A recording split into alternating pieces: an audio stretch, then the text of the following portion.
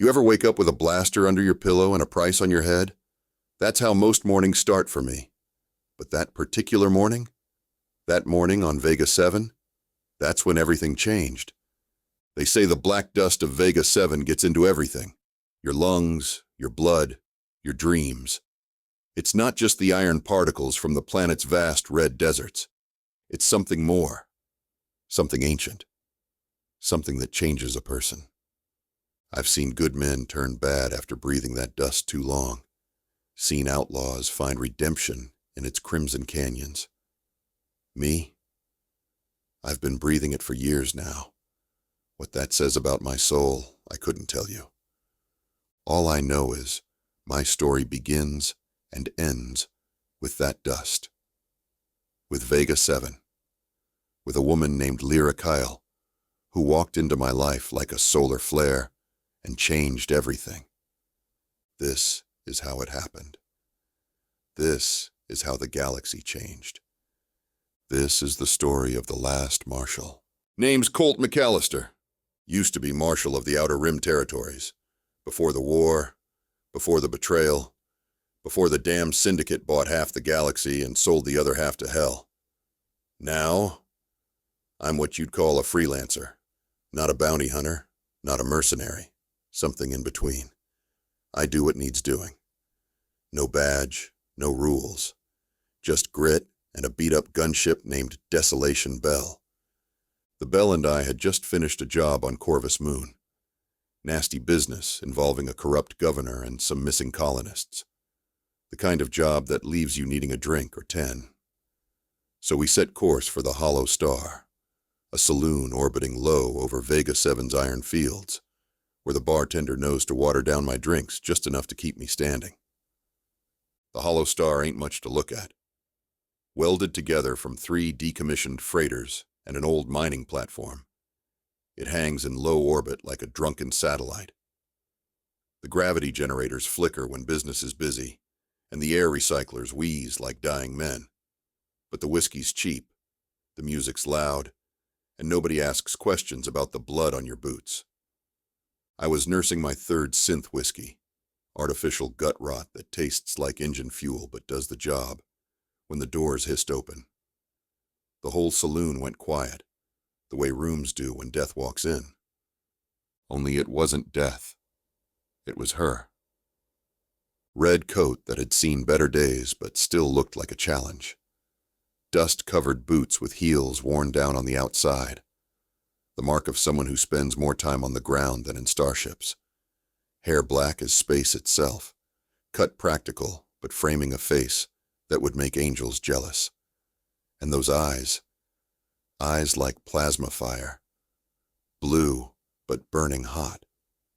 She was trouble before she said a word. And I was already in love.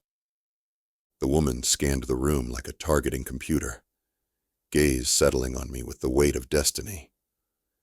She walked straight to my table, boots echoing on the metal floor. The regulars watched her pass with the wariness of men who recognize a predator. "You McAllister?" she asked. Didn't sit. Just stood there like justice incarnate, hands resting near twin ion pistols, holstered low on her hips. "Depends who's asking," I said, swirling the amber liquid in my glass. Professional caution, they call it. Others might call it paranoia. In my line of work, both keep you breathing. Name's Lira Kael. I got a job, big one, dangerous.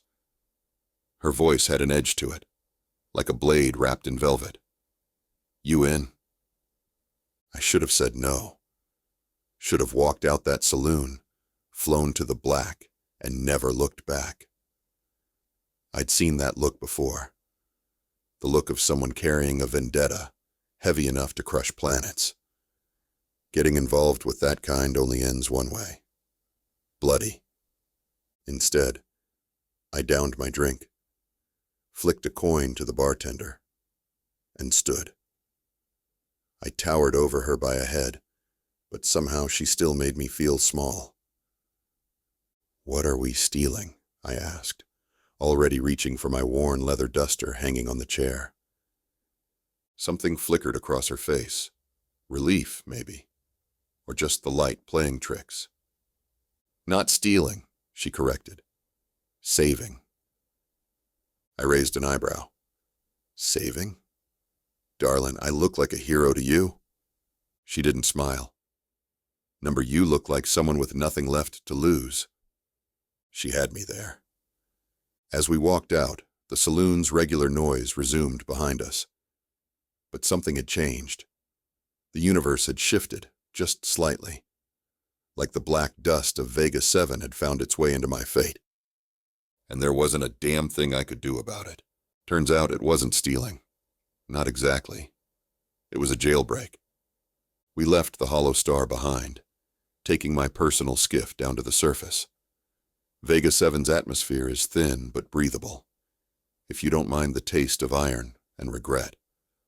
The red rock canyons stretched below us, like open wounds in the planet's crust. So, you gonna tell me what's so important it's worth pulling a stranger from his drink? I asked, guiding the skiff through a narrow gap between towering stone pillars. Dust storms swirled in the distance, red devils dancing across the plains. Lira sat beside me, spine straight as a rifle barrel, eyes fixed on the horizon. We're heading to my ship first. I've got everything you need to know there. Trust issues? Survival instinct, she shot back. Fair enough. I'd have done the same. The skiff's engines whined as we descended into a hidden canyon. Clever. From orbit, this ravine would look like any other crack in Vega 7's surface, but tucked away in a natural cave, protected from dust storms and prying eyes, sat her ship. And what a ship she was. Sleek. Black. All curved edges and predatory lines. Looked like a Raven mid-swoop.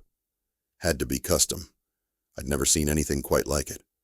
No visible weapons, but I'd bet my last credit she was armed to the teeth. Stealth plating covered her hull, the kind that costs more than some planet's annual GDP. That's some ride, I whistled. You rob a bank or kill a senator to afford that beauty? Family inheritance, she said flatly. I landed the skiff beside her ship.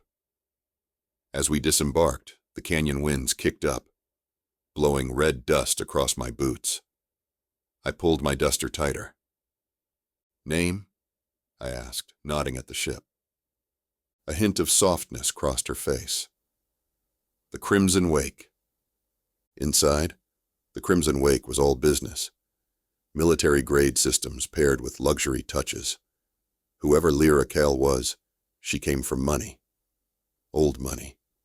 The kind that buys power. She led me to a small briefing room and activated a holotable. The blue glow illuminated her face from below, making her look like some ancient spirit of vengeance. High-security cryo-prison, orbiting a gas giant in the Delos Drift, she said, as the hologram displayed a massive, spire-like structure bristling with defensive turrets. That's a Syndicate black site, I said, recognizing the architecture. Nobody gets in. Nobody gets out. That's the plan, yes. I studied the rotating image. Got a name. They call it Blackthorn Spire. I let out a low whistle. Even the name sounds nasty. The target? My brother, she said, bringing up another hologram.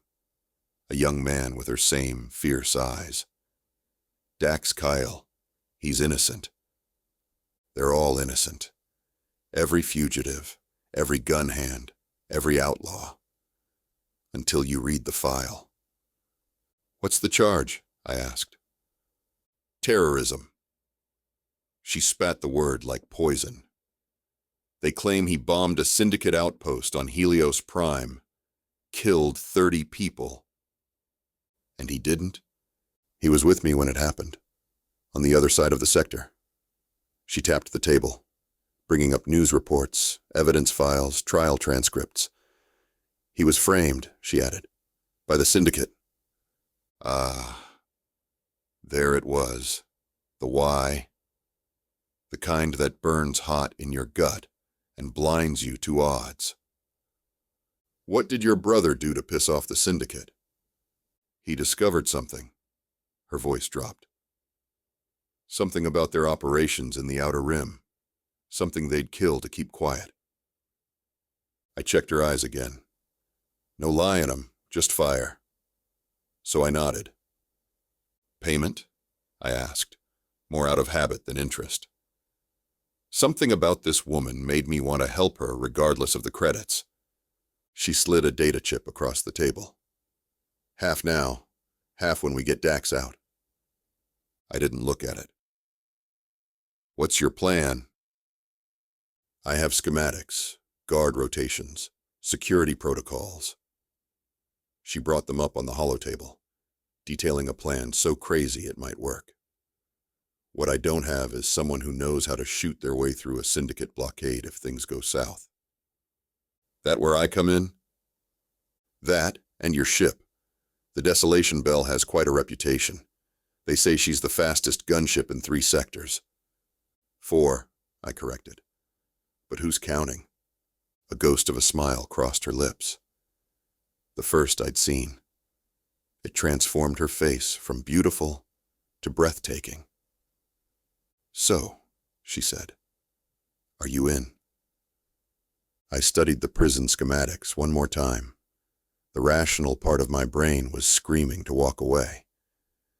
This was suicide with extra steps, but there was something about Lira Kael, something about her cause, that called to the part of me I thought died with my badge. When do we leave? Now, she said, before my brother runs out of time. I stood and extended my hand. Then let's raise hell. She took it, her grip firm.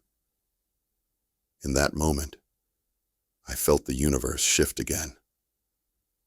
The black dust of Vega 7 settling into another layer of my fate.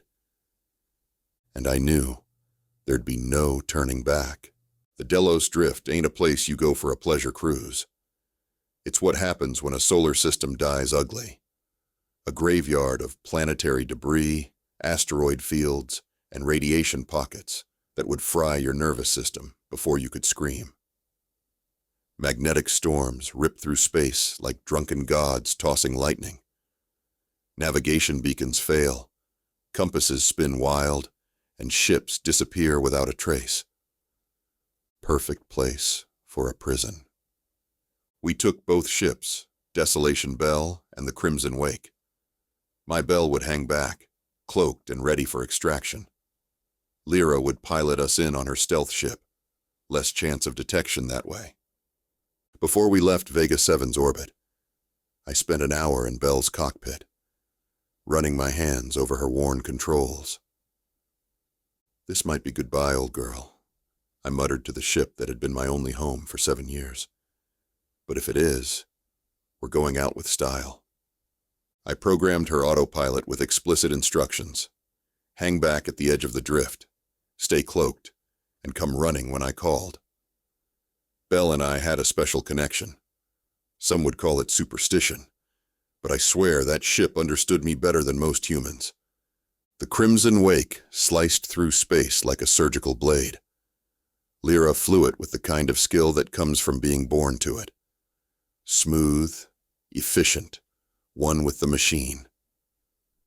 We rode in silence for most of the journey, each lost in preparation. I cleaned my guns. She studied maps.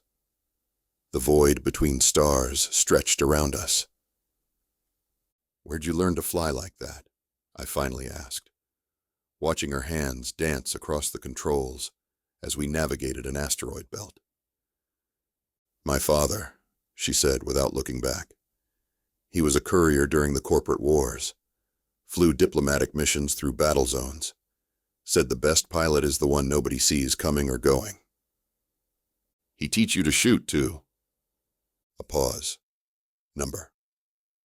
My mother taught me that. I raised an eyebrow but didn't press. Everyone in the Rim has history. Most of it bloody. As we approached the drift, the ship's sensors started to go haywire.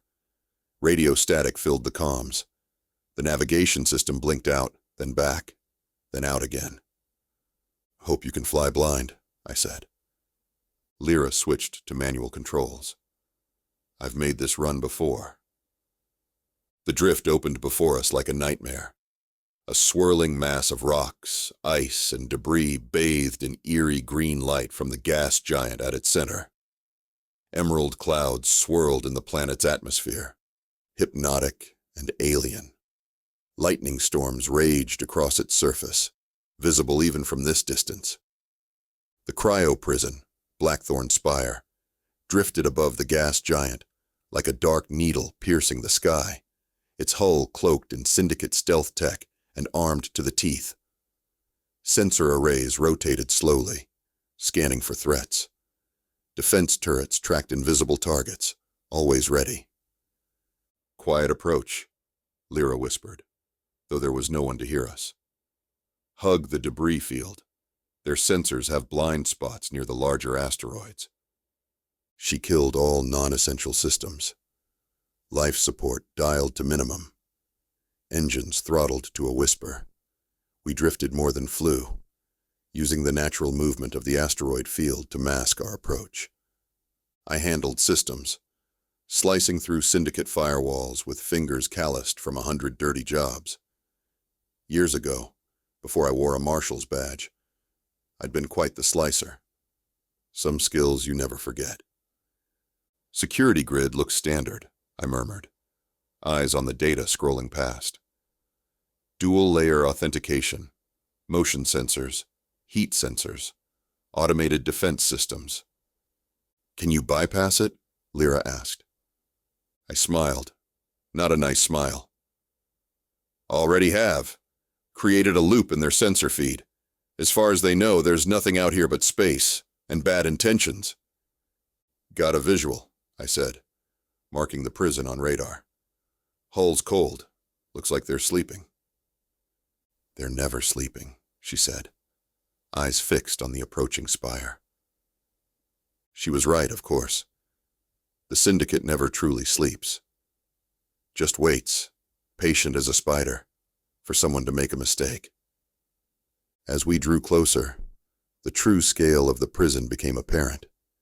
It wasn't just big, it was massive. A kilometer-long spire of black metal and nightmare architecture, designed to crush hope as much as contain prisoners. Jutting antennae and communication arrays bristled from its surface, like spines on some deep-sea creature. "Docking options?" Lira asked. I studied the schematics. "Main bay's out, too heavily guarded, but there's a maintenance airlock on the far side. Minimal security.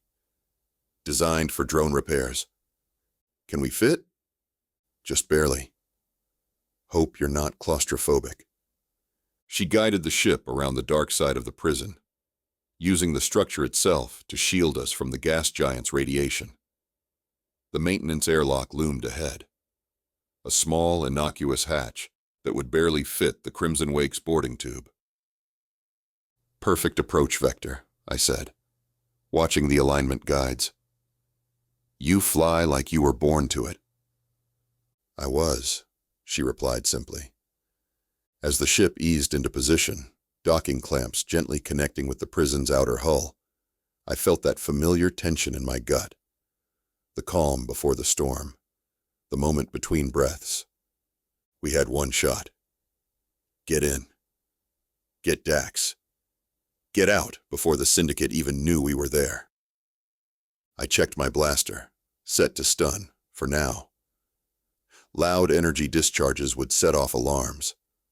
I strapped a vibro knife to my ankle and slung a compact pulse rifle across my back.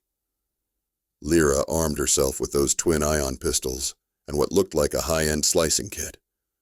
Our eyes met in the dim emergency lighting of the airlock. No words needed. Just a nod. Then the door hissed open, and we stepped into hell. We breached the docking bay on a moonless run. Silent, no blasters. The whisper of the airlock was our only announcement as we stepped into the Blackthorn Spire's sterile corridors. Cold. That's what I remember most. Not just the temperature, though the air was frigid enough to make your breath fog, but the feeling. Cold metal. Cold lights. Cold purpose. The kind of place designed to freeze your soul. My boots hit the steel floor like old regrets. 7 years since I'd infiltrated a Syndicate facility. 7 years since I'd worn the Marshal's badge. Some memories your muscles don't forget. We moved fast. Down hallways lit by flickering fluorescence, past cryo cells humming with blue frost. Most were empty. Storage waiting for bodies. Others held shapeless forms suspended in icy sleep. I tried not to look too close. Some fates are best not witnessed. "How far to your brother?" I whispered, voice barely audible over the hum of the life support systems. Lira consulted a holomap projected from her wrist device. Level 7, Security Block C, Cell 117. I nodded. 7 levels down, through the heart of the prison. Past guards, cameras, automated security. A walk through the valley of death. "Cameras on rotation," I muttered, tracking the subtle movement of ceiling-mounted devices. 3-second blind spot at intervals. "Mark it," she replied. I tapped my wrist chrono. It beeped softly, establishing the rhythm of our movement. 3 seconds of exposure, 17 seconds of shadow. A deadly dance. We made it through 3 levels without incident. Elevator shafts, maintenance tunnels, service corridors. We stuck to the arteries of the prison rather than its open hallways. The prison's design was efficient. I'll give the Syndicate that. Maximum security with minimum personnel. Level 4 is where it all went sideways. "Motion ahead," Lira hissed, pressing against the wall. I peered around the corner. Empty corridor. Then we hit resistance. Syndicate droids. Nasty ones. Not your standard security models. These were military grade. Steel claws and plasma rifles. Matte black armor with pulsing red sensor arrays. Silent hunters. One beeped, scanned us, and opened fire. Lira dropped 2 before I even raised my rifle. Twin ion pistols singing a deadly duet, their discharges barely louder than a whisper. Blue energy bolts found vital circuitry with surgical precision. "Remind me never to cheat you at cards," I muttered, gunning the third with a pulse rifle shot that severed its head. She smirked. "I don't play." But the droids had sent a signal. Somewhere in the prison, an alert had been triggered. Not a full alarm, not yet, but we were now on borrowed time. "Move," I urged. Fast and quiet just became fast and messy. We abandoned stealth for speed, racing through corridors now bathed in pulsing amber light. Warning klaxons would follow soon. Then guards. Then worse. Level 5 brought human resistance. Prison guards in Syndicate black, armed with stun batons and neural disruptors. We took them down hard. Non-lethal where possible. Most were just doing a job. I'd been on their side once, before I understood what the badge really meant in Syndicate territory. "You fight like a marshal," Lira observed, as we caught our breath in a maintenance alcove. "Old habits," I replied, not meeting her eyes. Level 6 was clear, suspiciously so. I didn't like it. In my experience, an empty battlefield means an ambush. "It's too quiet," I whispered. "They're consolidating forces," Lira answered, checking her weapons. "Standard procedure. Protect high-value targets." "Your brother qualifies?" "More than they know." We found the stairwell to level 7 locked down. Blast doors sealed tight. "Plan B?" Lira asked. I grinned, pulling a shaped charge from my pack. "Always." The explosion was controlled, but not quiet. Subtlety was a luxury we no longer had. We dropped through the smoking hole and into Level 7 proper. Security Block C stretched before us, a long corridor lined with high-security cells. Not cryo units like the upper levels. These were old-fashioned bars and force fields, the kind reserved for prisoners the Syndicate wanted to suffer in real time. Alarms blared now. Red emergency lights painted everything in blood. Guards would be closing in from all sides. "Which one?" I shouted over the noise. "End of the hall! Cell 117, double quote." We ran. Pulse fire erupted from side corridors. I returned fire blindly, more to keep heads down than to hit targets. Lira moved with the grace of a dancer and the purpose of a missile. We found Dax in cell 117, half frozen, beard to his chest, eyes hollow but alive. Not in cryo, but not far from it. The cell was kept just above freezing. Another one of the Syndicate's creative cruelties. Lyra's hands trembled slightly as she sliced the lock, the only sign of emotion I'd seen from her. "Time to go, brother," she said, as the force field winked out. Dax looked up, recognition dawning slowly in frost-rimmed eyes. "Lira? You came?" "Always." She helped him to his feet. He was weak, unsteady. Months in cold confinement had taken their toll. I covered the corridor, rifle raised. Touching reunion. Let's have it somewhere else. But we weren't alone. A slow clap echoed from the shadows at the far end of the corridor. Deliberate. Mocking.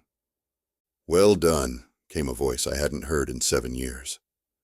A voice from nightmares and better days. Really, I'm impressed. He stepped into the red light, and time seemed to freeze colder than any cryocell. He used to wear the same badge I did. Marshal Silas Vane, my old mentor, the man who taught me everything about justice and honor, the man who betrayed it all. Now he wore Syndicate black and a smile like a razor.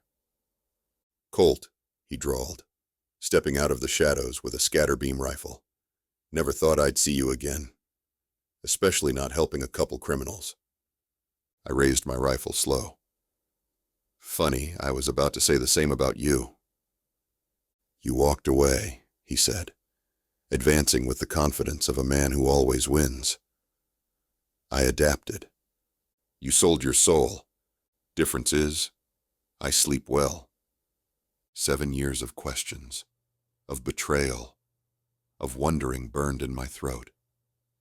But there wasn't time, not with alarms screaming and guards closing in." "We need to move," Lira hissed, supporting her brother's weight. Silas smiled wider. "Nobody's going anywhere." He fired. So did I. The scatterbeam's deadly spread filled the corridor with crimson energy. I dove right, pulse rifle bucking in my hands.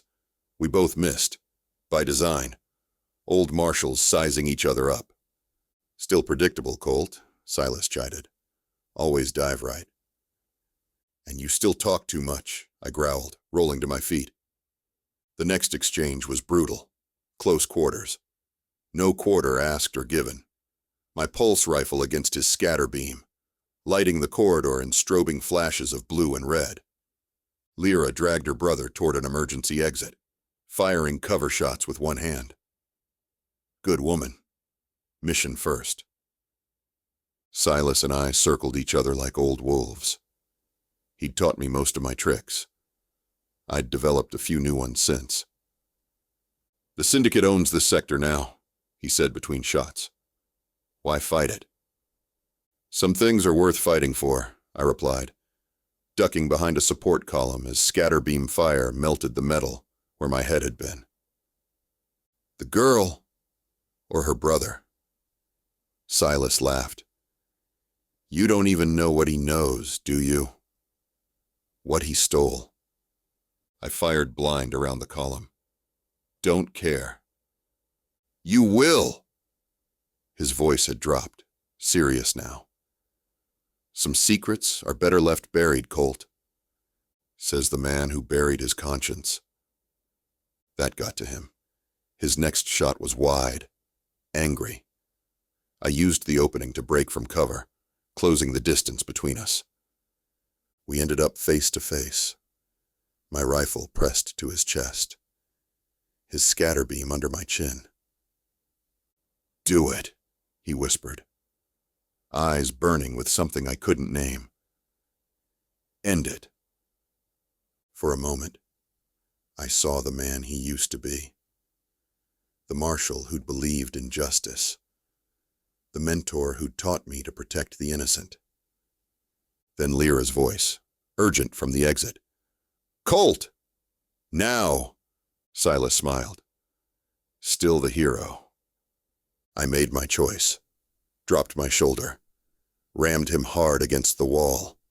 His scatter beam discharged into the ceiling as he stumbled. I ran. "This isn't over, Colt," he called after me. I knew he was right. Some ghosts don't die easy. The firefight lit up the prison like a supernova. Alarms blared. Emergency protocols kicked in, sealing bulkheads and activating defense systems. The Blackthorn Spire transformed from prison to fortress in seconds.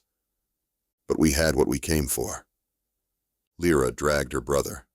I covered them, shooting like I was back in the war for Thalos Prime, when we still thought we were fighting for something real. Muscle memory took over. Aim. Fire. Move. Every shot counted, because every second did.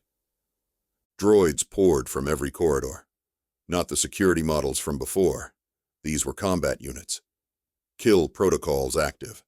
Red targeting beams sliced through smoke and emergency lighting. "Routes compromised," I shouted over the chaos. "Need an alternate exit." Lira tapped her wrist display, pulling up prison schematics. Even half carrying her brother, she maintained that deadly calm. Maintenance shaft. 2 corridors over. Leads to the outer hull. I nodded. "Go. I'll hold them here." She hesitated. The first moment of indecision I'd seen from her. "Trust me," I said, meeting her eyes. Something passed between us. Understanding. Something more, maybe. She nodded and disappeared around the corner with Dax. I turned to face the approaching droids, grinning like a man with nothing to lose. "All right, you metal bastards, let's dance." What followed was pure chaos. I'd like to say I fought with skill and precision, but truth is, it was desperate and ugly. I emptied my pulse rifle into the first wave, then switched to sidearms when the power cell died. When those ran dry, I used a fallen droid's arm as a club. By the time I made it to the maintenance shaft, I was bleeding from at least 3 places and pretty sure my left rib was cracked. But I was alive. And more importantly, I'd bought Lira and Dax time. The shaft was narrow, barely wider than my shoulders. I crawled through darkness, following the sound of movement ahead. My lungs burned. Every breath tasted of metal and blood. "Took you long enough." Lira's voice came from the darkness ahead. Relief in her tone. "Had to say proper goodbyes," I wheezed. The shaft ended in a small airlock chamber. Emergency suits hung on one wall. Dax sat propped against another, looking pale but alert, more aware than he'd been in the cell. "The ship?" I asked. "Compromised," Lira replied, checking her brother's vitals. "They've locked onto its signature. We'll be blown apart before we clear the airlock." I nodded, having expected as much. "Plan B, then. Which is—" I tapped my wrist communicator. "Bell, time to wake up, darling." Somewhere on the edge of the Delos Drift, my ship's systems came online. The desolation. Bell was no beauty queen, like Lyra's crimson wake. She was patched, modified, battle-scarred, but she was loyal. "She'll meet us outside the hull," I said. "We need to spacewalk." Lira looked at her brother. "He's not strong enough." "He won't need to be. That's what the suits are for. Auto-navigation, just point and shoot." We suited up quickly. The emergency gear was Syndicate issue. Cheap, minimal, but functional. Just enough to keep us alive in vacuum for about 20 minutes. We'd need to be quick. "What about your friend?" Dax asked, his voice hoarse from disuse. "The Marshal." "Silas will be coordinating the response," I replied, helping him seal his helmet. "He'll have ships launching to cut us off." "You have a plan for that?" Lira asked. I smiled, though no one could see it through the helmet. "Always." I pulled 3 thermal charges from my pack, military grade, enough boom to take out half the level. "While you two take a pleasant spacewalk," I said, "I'm going to give our friends something to worry about besides chase." Lyra's hand caught mine as I set the first charge. "Be careful." Our eyes met through our visors. So much unsaid. "Go," I told her. "Get to Belle. She knows to expect you." The outer airlock was designed for repair drones, not human use. We had to override safety protocols and trigger a manual evacuation. The sudden decompression would alert the entire prison, but at this point, stealth was a lost cause. "Ready?" I asked. Lira nodded, one arm supporting Dax. I hit the emergency release. The outer door blew open and the vacuum of space reached in with hungry fingers. The explosive decompression yanked us out into the void like ragdolls. Space. Endless. Silent. Deadly. The gas giant loomed below, its emerald storm seeming to reach for us. The prison spire receded behind, black against the green. Around us, the debris field of the Delos drift spun in slow, eternal orbits. Auto-thrusters in our suits stabilized us. I watched as Lira and Dax oriented themselves toward the coordinates where Belle would meet them. Their forms grew smaller against the backdrop of stars. Then I turned back to the prison. The emergency airlock remained open, a small wound in the prison's side. I activated my suit's magnetic boots, clinging to the hull as I made my way back to the opening. I stood in the airlock, tossing thermal charges into the maintenance dock, where Lyra's ship was still tethered. "Let's give them something to remember us by," I said, grinning like a devil. I set the timers, synchronized them, and pushed away from the hull with all my strength. My suit's thrusters fired, carrying me out into space. The explosion, when it came, was beautiful. Silent in the vacuum, but visible as a brilliant flare of light that rippled along the prison's hull. Secondary explosions followed as power conduits ruptured, a chain reaction that sent shockwaves through the structure. In space, no one can hear you laugh, but I did anyway. The Blackthorn Spire wasn't destroyed, not even close, but its systems would be in chaos. Power fluctuations, emergency protocols fighting each other, officers shouting contradictory orders, beautiful confusion. More importantly, Lyra's ship, the Crimson Wake, was gone, vaporized along with any evidence of how we'd arrived. Let them chase ghosts. I oriented myself toward the rendezvous coordinates, suit thrusters burning at maximum.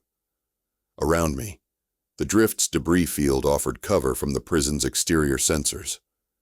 My suit's oxygen indicator showed 15 minutes remaining, cutting it close. The desolation Belle appeared suddenly against the stars, emerging from her cloaking field like a mirage becoming solid. Not sleek like the Crimson Wake had been. Belle was a patchwork beauty, an old gunship modified over years of hard running. Her hull was scarred, her lines inelegant, but she was the most welcome sight in the universe. Her cargo bay doors were already open. I could see Lira standing inside, magnetic boots keeping her anchored, as she reached out to help guide me in. Behind her, Dax sat slumped against a bulkhead, but alive. I cut my thrusters and drifted the last few meters, Lira's hand catching mine and pulling me aboard. The bay doors closed behind me, and gravity and atmosphere gradually returned. We removed our helmets, gulping recycled air that tasted sweeter than any Vega 7 whiskey.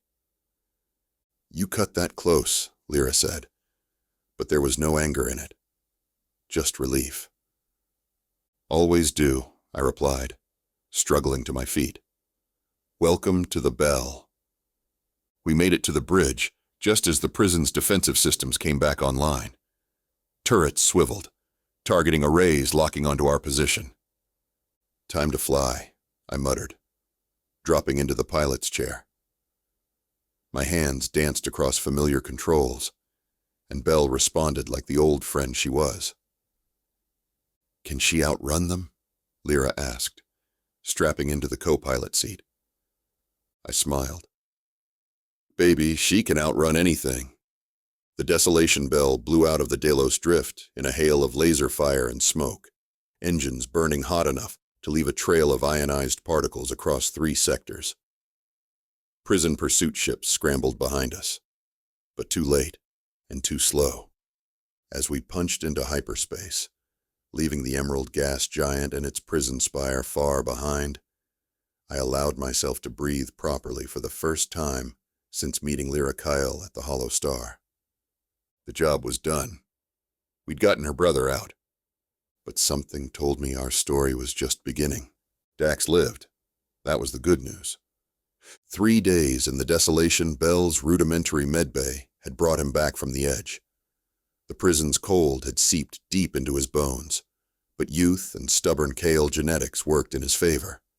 That, and Lyra's refusal to leave his side.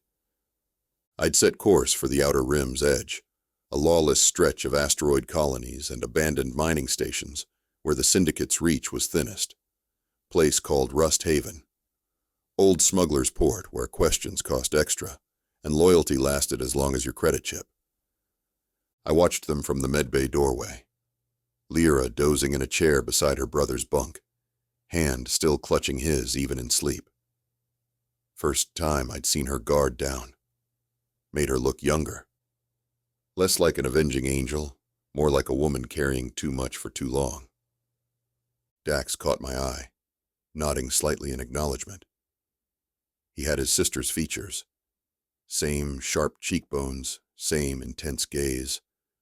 But where her fire burned hot and bright, his seemed deeper, colder, more controlled. "She hasn't slept in days," he said quietly, voice still rough. "Not really." "Stubborn," I agreed. "Family trait." He studied me with calculating eyes. "You're Colt McAllister, the last Marshal." I winced at the nickname. "Just Colt now." "Not to her." He glanced at his sleeping sister. "She tracked you for months. Said you were the only one who could help. The only one who'd understand." "Understand what?" He looked away. "What we found?" I waited, but he'd said his piece. Whatever secrets the Kael siblings carried, they weren't being shared just yet. Fair enough. I had plenty of my own. I left them to rest and returned to the bridge. Bell's systems hummed around me, offering the comfort of familiar routine. I ran diagnostics, checked fuel levels, scanned for pursuit. Nothing yet, but it wouldn't last. The galaxy's a big place, but the Syndicate has long arms. And Silas knew how I thought, where I'd run. Old Marshals share more than badges. We share instincts. 3 hours later, Lira found me still at the controls, staring at star charts. "You should rest," she said, leaning against the doorframe. I shrugged. "I'll sleep when I'm dead, or drunk." Whichever comes first. She almost smiled. Almost. How's our situation? You want the good news or the bad news? Start with the good. I swiveled in my chair to face her. Bells holding together. We've got enough fuel to reach Rust Haven. Your brother's recovering well. And the bad? I gestured to the comms display. We're on every Syndicate bounty board from here to the Trinary Verge. 5 million credits for my head. 10 for yours. 25 if they get us alive. She took it with impressive calm. They want to know what we know. And what is that exactly? I asked, studying her reaction. She hesitated, then moved to the co-pilot's seat. You risked your life. You deserve the truth. Been saying that for days. Dax worked for the Syndicate, she began. Intelligence division. Data mining mostly. Sifting through communication patterns across the rim. I raised an eyebrow. Your brother was Syndicate. Our father had connections. Pulled strings. Her expression darkened. Before they killed him. Go on. 6 months ago, Dax found something. Financial records, secret shipments, military buildups in remote sectors. She leaned forward, voice dropping. The Syndicate isn't just controlling commerce, Colt. They're preparing for war. Against who? The Rim's been under their heel for years. Republic's too busy with internal politics to care. Not against, she corrected. For. They're engineering a conflict. False flag operations, staged attacks, creating enemies where none exist to justify a military expansion. I absorbed this. That's their play? Another war? War means profit, expanded emergency powers, resource control. Her eyes blazed with that now familiar fire. Our parents fought in the last one, died for what they thought was freedom. Now the Syndicate wants to use their playbook again. And your brother has proof. She nodded. Enough to expose them, if we can get it to the right people. The weight of it settled over the bridge. This wasn't just a jailbreak anymore. This was revolution. The kind that gets people killed. Lots of people. We can run, she said after a long silence. Find a remote world. Disappear. I shook my head. No more running. Time to fight. She looked at me. Really looked. Like she was seeing past the worn gunslinger to something else. You sure about that? I touched the burn on my side from Vane's shot. Still tender. Still angry. I was born sure. The smile that crossed her face then wasn't joy. It was recognition. The look of someone finding a kindred spirit in hell. Thank you, she said simply. I shrugged, uncomfortable with gratitude. Don't thank me yet. We still need a plan. And allies. I have contacts. Resistance cells. Former Republic officers. Journalists. People who'll listen. And we need somewhere to broadcast from. Somewhere with enough range to hit multiple sectors at once. She frowned. The Syndicate controls all major communication hubs. Not all of them. I pulled up a star chart, zooming in on a familiar system. There's Tether's Reach. The asteroid outpost? It's barely habitable. But it has what we need. Old Republic relay station. Abandoned during the last war, but still functional. Friend of mine maintains it. Keeps it off Syndicate scanners. How soon can we be there? I calculated. 3 days if we push the engines. Will your ship hold together? I patted the console affectionately. Belle's tougher than she looks, like her captain. That earned me another almost smile. Progress. Get some proper rest, I told her. I'll wake you if anything changes." She nodded and stood to leave, but paused at the door. "Colt." "Yeah." "Why are you helping us?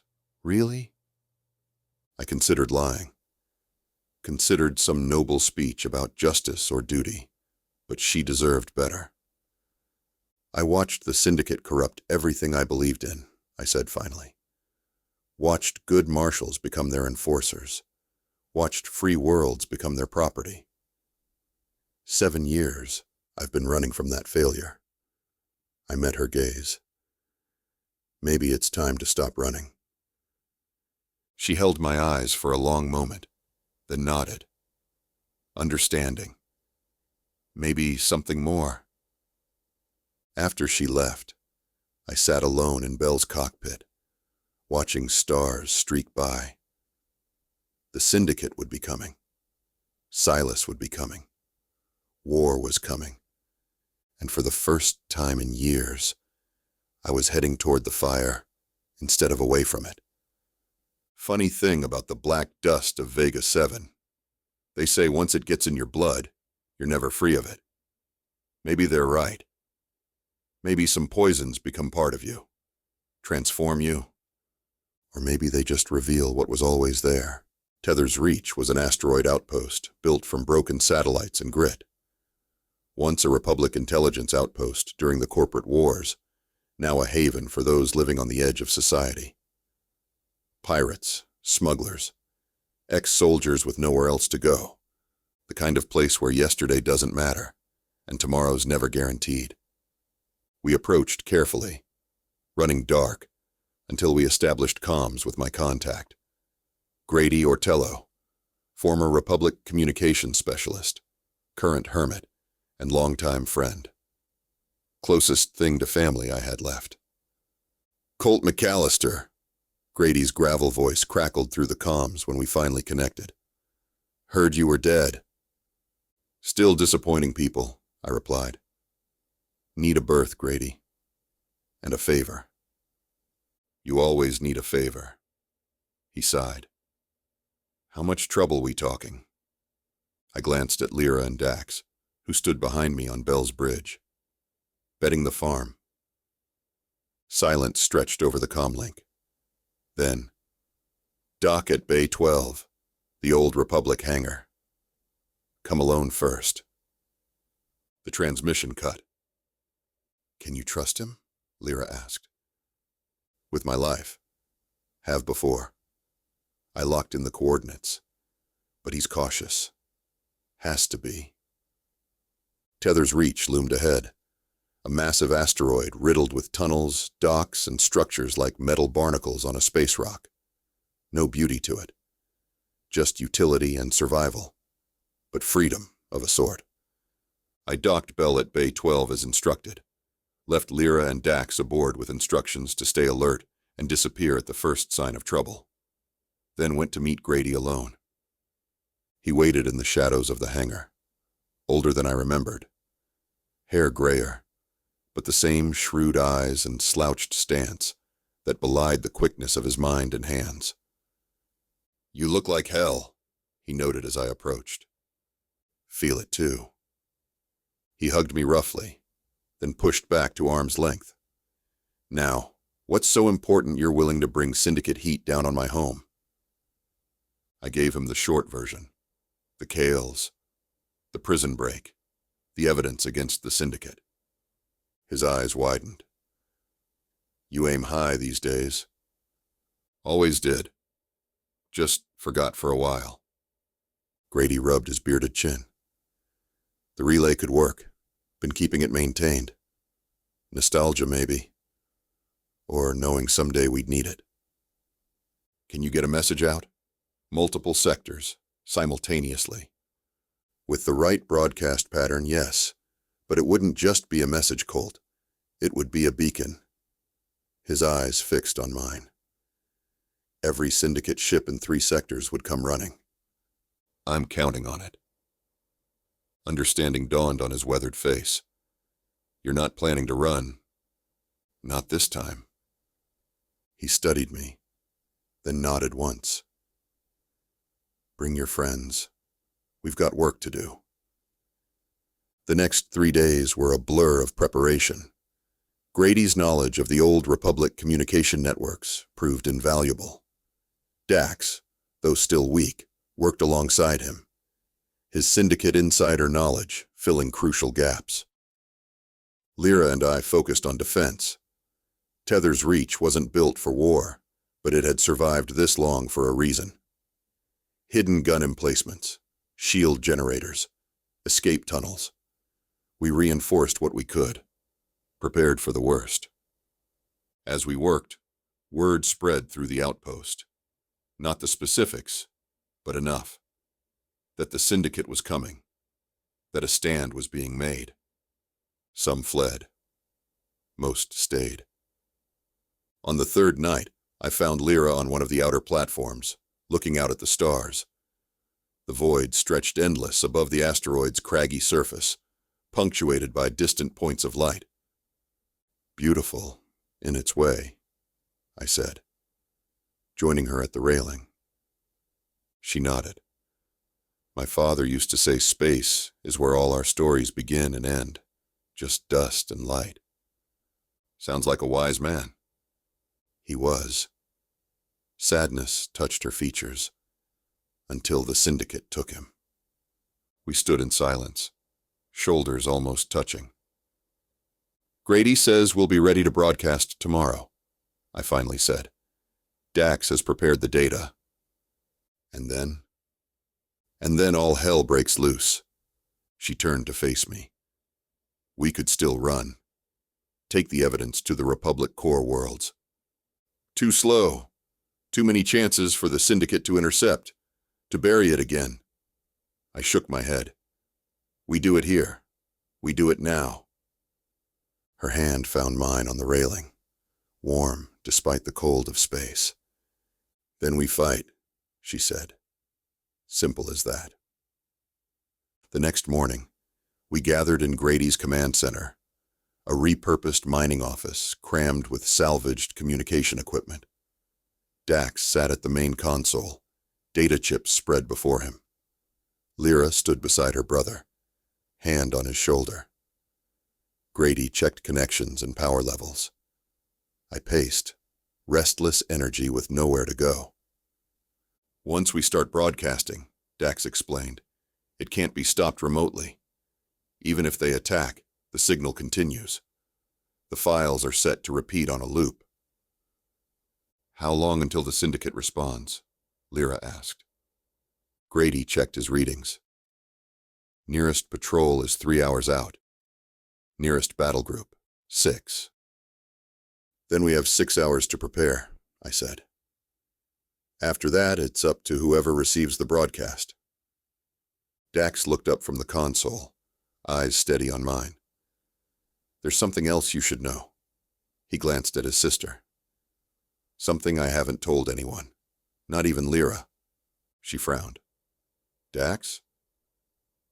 It's about Silas Vane, he said, gaze returning to me. Your old partner. I stilled. What about him? He's not just Syndicate. He's high level. Codename Architect. Dax pulled up a file. He's one of the masterminds behind the false flag operations. The architect of the coming war. The revelation hit like a physical blow. Silas had always been ambitious. Ruthless, even. But this... You're sure? I asked, voice rough. Dax nodded. It's all in the files. His name, his plans, everything. I turned away, needing space to process. Silas, my mentor, the man who taught me what it meant to wear the badge, now the man plotting to drown the Outer Rim in blood for profit. This changes nothing, I finally said. We still broadcast. He'll come personally, Dax warned, when he realizes where the broadcast originates, what it contains. Good, I said, meaning it. Time to finish what started 7 years ago. We sent the message out. Across pirate beacons, smuggler hives, resistance channels. my face addressing the outer rim. "If you're sick of the Syndicate," I said, staring into the holocam, "meet us at Tether's Reach. Bring guns." They came. Old soldiers with stolen gear and fresh grudges. Rust bucket mechs piloted by those who'd lost limbs to Syndicate peacekeeping. Runaway AI. Outrider clans who valued freedom above all. Even a preacher with a laser crossbow and a flock of believers. It was beautiful. By the time Dax began the main broadcast, the evidence of Syndicate corruption, plans, and betrayals, we had assembled a ragtag defense force of over 200 souls. Not an army, barely a militia, but people willing to stand. The Syndicate showed up with a fleet. Warships, fighters, drop ships carrying troops. They darkened space around Tether's Reach like a swarm of metal locusts. We had one shot. "Bell's weapons are online," I told Lira, as we watched the Syndicate fleet approach from Grady's command center. "I've rigged her to remote pilot. She'll take out what she can." Lira's hand found mine again. Squeezed once. "Your ship. Your home." I nodded, throat tight. She's lived a good life. Time for her final run. The battle began with light. Brilliant flashes as Syndicate ships opened fire on Tether's Reach's outer defenses. Ancient shield generators groaned to life, holding, barely. Our ragtag fleet rose to meet them. Outdated fighters, mining ships with welded-on guns, vessels held together with hope and duct seal, against military precision. But we had something they didn't. We had nothing left to lose. I watched from the command center as Bell flew one last time, my beautiful, patched-together home, charging straight at a Syndicate destroyer, her guns blazing defiance, her engines pushing beyond redline. And when she rammed the destroyer's bridge, the explosion painting space with momentary fire, I whispered goodbye. Then it was time to join the ground fight. Because Syndicate troops had breached the outer docks. Armored soldiers and combat droids pouring into Tether's Reach's tunnels and corridors. "Stay with the broadcast," I told Dax. "Keep it running." He nodded, determination hardening his still gaunt features. Until the end. Lira and I joined the defenders in the main concourse. Barricades made from cargo containers. Civilians turned soldiers overnight. The desperate and the brave. The sky burned red. Ships fell like shooting stars. Blaster fire echoed through metal corridors. And I saw Silas again. This time, face to face. No more words. Just fire. Tether's Reach was an asteroid outpost built from broken satellites and grit. We set traps, dug trenches, powered up every old cannon and junk blaster we could scrounge. When the Syndicate came, they came hard, and we hit back harder. The battle for Tether's Reach raged across the asteroid's surface and through its honeycombed tunnels. Syndicate troops pressed in from 3 docking bays, their boots echoing on metal flooring as they advanced in perfect formation. Combat droids flanked them, red sensor arrays tracking through smoke and debris. I led a team of former soldiers and pirates, using the narrow corridors to our advantage. Urban warfare principles, guerrilla tactics. Hit hard, fade back, strike from the shadows. The Syndicate had numbers and firepower. We had desperation and knowledge of the terrain. Lira commanded a second team, defending the approaches to the communications center, where Dax continued broadcasting the Syndicate's secrets to the galaxy. I caught glimpses of her through the chaos, a flash of red coat, the blue discharge of her ion pistols, fighting like someone born to it. Grady coordinated our defense from a makeshift command post, his voice crackling over salvaged comms, directing reinforcements where the lines threatened to break. It was bloody. It was brutal.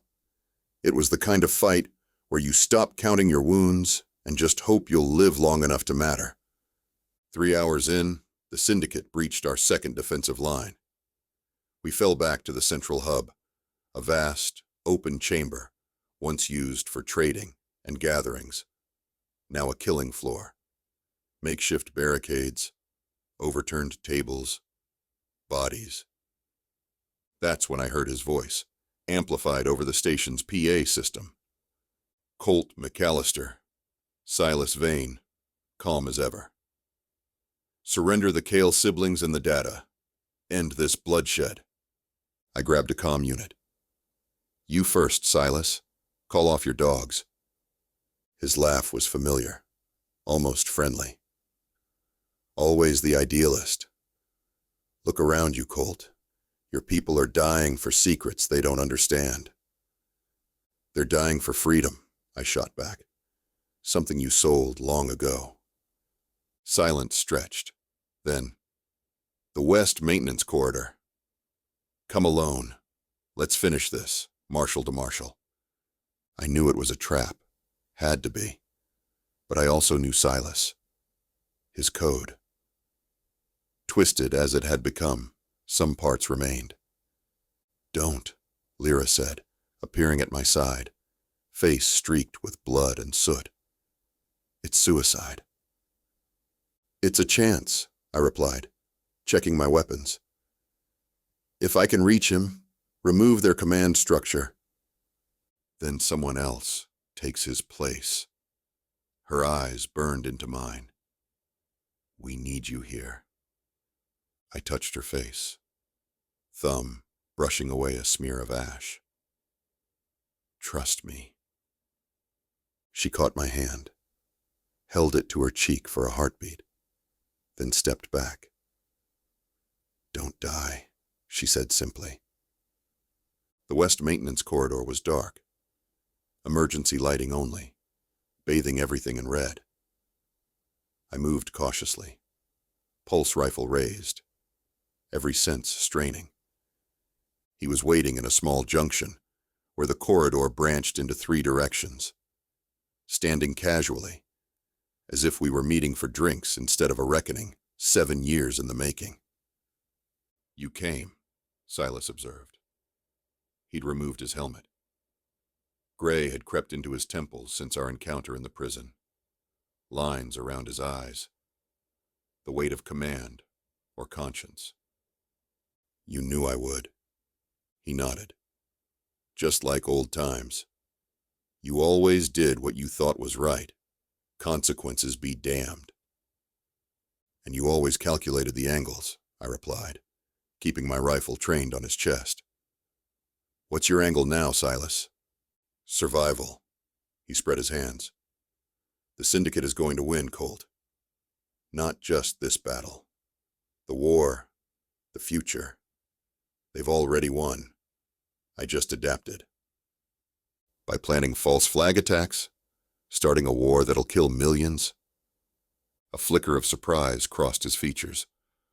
The Kael boy told you everything, I see. Enough to know what you've become. Silas sighed. What I've become is a realist. The Rim was chaos before the Syndicate. Warlords, pirates, corrupt governors. At least under Syndicate rule, there's order. Order built on blood. All order is, he countered. You know that. We enforced it as marshals. I shook my head. Not like this. No? He stepped closer. Remember Talos Minor? The mining colony? You followed orders. Put down the insurrection. How many died there, Colt? How many miners who just wanted fair pay? The memory stung. My first year as a marshal. Following Silas's lead. Trusting the system. That's why I quit, I said quietly. Why I walked away. And accomplished what? Silas challenged. Became a smuggler, a drunk? While I rose through the ranks, made real change. Change for who? His eyes hardened. For everyone. Once the war starts, the Syndicate will have emergency powers across all sectors. Resources. Control. The chaos ends, replaced by tyranny, replaced by progress. We stared at each other across the gulf of ideology. Once, we'd been like brothers. Now, strangers wearing familiar faces. "You won't change my mind, Silas," I said finally, "and I won't change yours." He nodded, a sad smile touching his lips. "I know." His hand dropped to his sidearm. "That's why it has to end here." "One way or another," I agreed. What followed wasn't the noble duel of legends. It was quick, desperate, and ugly. Silas drew with the speed that had made him famous as a marshal. I dove right, firing from a roll. We both missed. He kicked over a supply crate for cover. I scrambled behind a support column. "Still predictable, Colt," he called. "Always dive right." "Still talking too much," I returned, blind firing around the column. The firefight transformed the narrow corridor into a light show of blaster bolts and ricochets. The air filled with the smell of ozone and scorched metal. Silas was good. Always had been. Each shot he fired came closer to finding me. Methodical. Patient. The hunter I'd once admired, now hunting me. I was running out of options. And ammunition. Then the station rocked with a massive explosion. The lights flickered. Dust rained from the ceiling. Somewhere, the Syndicate had breached another defense. The momentary distraction was all I needed. I charged from cover, closing the distance before Silas could adjust. My rifle was empty, so I used it as a club, knocking his blaster aside. We crashed together, old training taking over. Grappling, striking. A marshal's hand-to-hand techniques mirrored back at each other. He caught me with an elbow to the jaw. I returned with a knee to the ribs. We slammed into walls, bounced off equipment, locked in a deadly dance we'd practiced 1,000 times in training. "You could have been great," Silas grunted as we struggled. "Could have changed things from within." "Like you did?" I gasped back, tasting blood. "Forgot who you were." A flash of something. Regret? Anger crossed his face. "I remember exactly who I am." His hand found a fallen blade. A utility knife dropped by some maintenance worker long ago. It glinted red in the emergency lighting as he drove it toward my throat. I caught his wrist, straining against his strength. For a moment, we were frozen there. A tableau of former brotherhood turned to hatred. "It's over, Colt," he whispered. "The Syndicate's already won. Your broadcast is just noise." The blade inched closer. "Maybe," I admitted. "But at least I chose my side." With everything I had left, I shifted my weight, using his momentum against him, the first move he ever taught me. The knife's trajectory changed. The blade slipped between his armor plates, into his chest. Surprise bloomed in his eyes, then understanding. "Always were. A quick study," he murmured. I caught him as he fell, lowering him to the floor. Blood darkened his uniform. The wound was mortal. We both knew it. "Was any of it real?" I asked, my voice hollow. "What you taught me? About justice? About the badge?" He coughed, a trickle of blood at the corner of his mouth. "All of it. That's the tragedy." His hand found mine, squeezed weakly. "The war's coming, Colt. With or without me." His eyes were fading. "Choose your battles." "I already have," I said. He nodded once, a final acknowledgement between marshals. Then he was gone. I closed his eyes, took his sidearm, left his body where it lay. There'd be time for proper rites later. if any of us survived. When I returned to the central hub, the battle had turned. Syndicate forces, learning of their commander's death, had faltered. Our defenders, bolstered by the news, fought with renewed vigor. And beyond Tether's reach, something was happening. The comms were lighting up with new signals. Ships entering the system, not Syndicate vessels. Republic peacekeepers, independent world defense forces, mercenary fleets, all responding to Dax's broadcast, all coming to stand against the Syndicate. Lira found me in the aftermath, as medics tended the wounded and engineers assessed the damage. Her left arm was bandaged, her face smudged with grime, but her eyes blazed bright as ever. "You made it," she said, relief evident in her voice. "Promised I would." She studied my face. Silas. Dead. The word felt empty. No triumph in it. She nodded, understanding what it cost. The broadcast worked. The Republic's demanding answers. Independent worlds are severing Syndicate contracts. It's not over, but it's a start, I finished. Around us, Tether's reach stirred with new life. The wounded being treated. Defenses being rebuilt. Plans being made. Not just survivors now. Resistance. When it was over, Silas was dead. So was half the outpost. But we won. Not the war. That would take years, we all knew. But the first battle. The one that mattered. The one that showed the Syndicate could bleed. That night, as Republic ships established a defensive perimeter around Tether's reach, and Dax continued to coordinate the distribution of evidence, Lira found me on the same outer platform where we'd stood before the battle. The stars seemed different now. Brighter, maybe.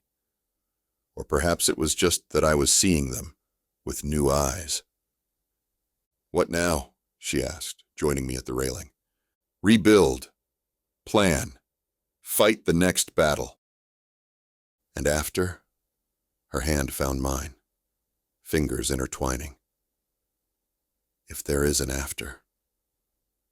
I looked at her. Really looked. At the fire and determination and something softer beneath it all. "We'll figure it out," I said, squeezing her hand. Together. Above us, the endless stars watched in silence. Somewhere out there, the Syndicate was regrouping. The war we'd ignited was just beginning. But for the first time in 7 years, I felt the weight of the badge I'd abandoned. Not as a burden, but as a purpose. The last Marshal. Maybe there was something to the name after all.